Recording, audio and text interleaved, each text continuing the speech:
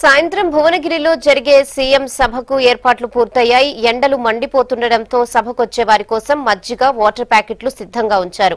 సాయంత్రం 5 గంటలకు సభ ప్రారంభం కానుంది. దీనిపై మరిన్ని డీటెయిల్స్ శేఖర్ అందిస్తారు. Shekhar, over to you.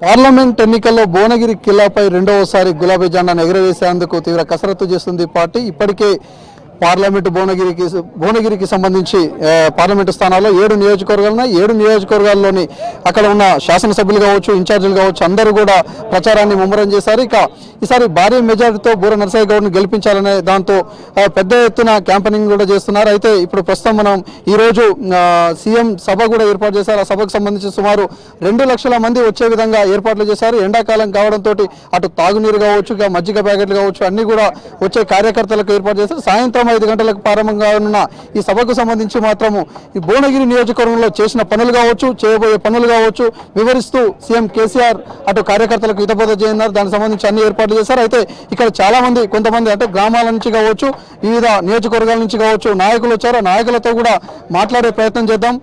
చెప్పండి, మీరు ఎక్కడి నుంచి వచ్చారు? బొమ్మలరామన్ మండలం జలాల్పూర్ గ్రామం. ఎట్లా ఉన్నది క్యాంపెయినింగ్ మీ గ్రామ స్థాయిలో? చాలా బాగున్నది. మా దగ్గర రెస్పాన్స్ ఎట్లా ఉంది పబ్లిక్ లో? చాలా బాగున్నది. మీరు చెప్పండి, మీరు ఎక్కడి నుంచి వచ్చారు? నల్గొండ నుంచి. ఎట్లా ఉన్నది రెస్పాన్స్? చాలా బాగుంది. క్యాంపెయినింగ్ చేస్తున్నారా? చేస్తాం. మీరు చెప్పండి, పార్టీకి సంబంధించి గతంలోకి ఇప్పటికి ఏమన్నా ఇంకా ఎక్కువ మెజార్టీ వచ్చే అవకాశం ఉందా, లేకపోతే ఎట్లా ఉన్నది క్యాంపెయినింగ్? ఈరోజు ఇంకా ఎక్కువ మెజార్టీ తోటి బూరు నరసయ్య గౌడ్ని గెలిపిస్తారని ప్రజలంతా అనుకుంటున్నారు. అంటే మేము కూడా అనుకుంటున్నాం.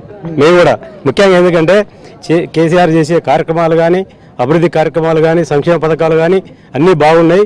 ప్రజలు మళ్ళీ ఒకసారి కేసీఆర్ పట్టం కట్టాలి, బూరు నరసయ్య పట్టం కట్టాలని కోరుతున్నారు. అంటే మీరు ప్రజల్లోకి పోతున్నారు కదా, ఎక్కువ ప్రజల నుంచి ఎలాంటి రెస్పాన్స్ వస్తుంది? ఏ పథకాలు ఆకర్షితులవుతున్నారా, లేకపోతే ఎట్లా ఉంది? రైతు బంధు, అదేవిధంగా రైతు ఇన్సూరెన్సు, అదేవిధంగా పింఛన్లు, అదేవిధంగా ఆరోగ్యశ్రీ, ఇవన్నీ పథకాలు బాగున్నాయని ప్రజలు కోరుకుంటున్నారు. చూడొచ్చు, మొత్తానికి మాత్రం ఏదైతే ఈ 5 సంవత్సరాల పాటు చేసిన అభివృద్ధి కార్యక్రమాలు కావచ్చు, పెట్టిన పథకాలు కావచ్చు, ఆ పథకాలతోటే ప్రజల్లోకి పోతున్నారు. ఇక ప్రజల్లో కూడా మంచి రెస్పాన్స్ ఉంది. ఖచ్చితంగా కూడా భువనగిరి నియోజకవర్గానికి సంబంధించి మాత్రం, భువనగిరి పార్లమెంటు నియోజకవర్గానికి సంబంధించి మాత్రం ఖచ్చితంగా కూడా ఇక్కడ మరోసారి గులాబీ జెండాను ఎగరవేసి తీరుతామనే ధీమాతో అటు కార్యకర్తలు కావచ్చు, నాయకులు కావచ్చు గ్రౌండ్ వర్క్ చేస్తున్నారు. అయితే మొత్తానికి మాత్రం భువనగిరి నియోజకవర్గానికి సంబంధించి, పార్లమెంట్ నియోజకవర్గానికి సంబంధించి ఇక్కడ త్రిముఖ పోటీ ఉంటుందని చెప్పుకోవచ్చు.